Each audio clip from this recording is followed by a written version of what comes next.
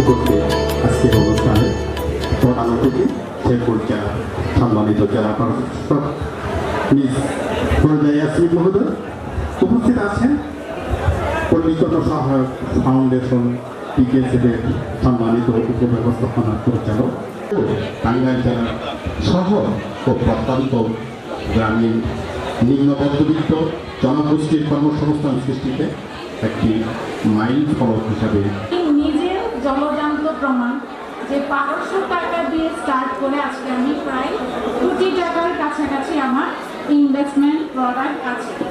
আমি বড় ছিলাম সার্ভিসের জগৎ দিচ্ছি আমার আন্ডার বর্তমানে 3টা কর্মচারী দিচ্ছে, তারপরে মাসে 30,000 টাকা করলে মাসের সময় 20,000 টাকা থাকে। আমি মাইলেজ ব্যতীত বিউটি পার্লারের স্বত্বাধিকারী। আজ এখানে আমি আমার ব্যক্তিগত অভিজ্ঞতা থেকে কিছু বলার সুযোগ পেয়ে সত্যি আমি আনন্দিত। সেই সমস্ত বিষয়কে উপেক্ষা করে অত্যন্ত বিশ্বস্ততার মধ্য দিয়ে যথাযথ কর্তৃপক্ষের মাধ্যমে আজকে রেজ কর্তৃক যে অনুষ্ঠানটির আয়োজন করেছেন চাকরি মেলা,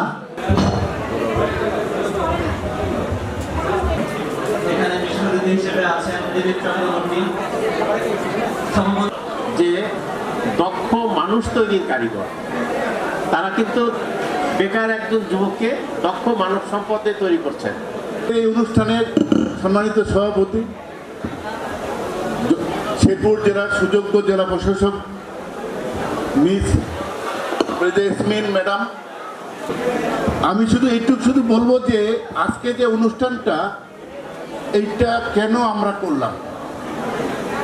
আপনারা জানেন যে আমাদের দেশে এখন যে শিক্ষা ব্যবস্থা, আমরা এটাকে বলি হিস্ট্রিক্যাল শিক্ষা ব্যবস্থা।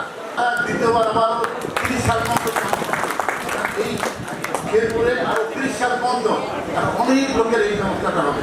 বললাম যে আপনার আয় কত, উনি বললেন 10 থেকে 15,000 টাকা। তার মানে এই মানুষটা যিনি শারীরিকভাবে বিশেষভাবে সক্ষম, তিনি হয়তো কিছুই করতেন না, কিন্তু তিনি এখন 15,000 টাকা আয় করেন প্রতি মাসে, এবং তার একটি বাচ্চা আছে, তার একটি ছেলে আছে। তারপরে হচ্ছে শিপ্রা সরকার তার নিজের একটি বিউটি পার্লার আছে ময়মনসিংহ শহরে, তাই না? এবং তিনি উস্তাদ। শিপ্রা সরকার একটু দাঁড়াবেন, তার জন্য একটা তালি হবে। এবং আমি বলবো শিপ্রা সরকার, তানিয়া আজাদ এবং খুরশেদ আলম, তিনি আসলে আমরা যারা মঞ্চে আছি আমাদের যে সফল, তাই না?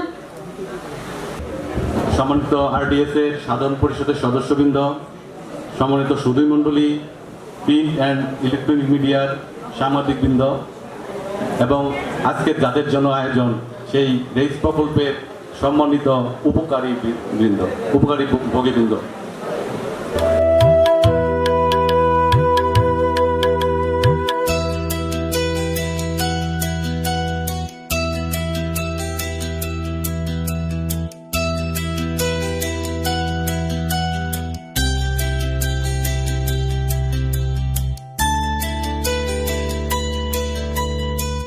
কোথায় যাবেন?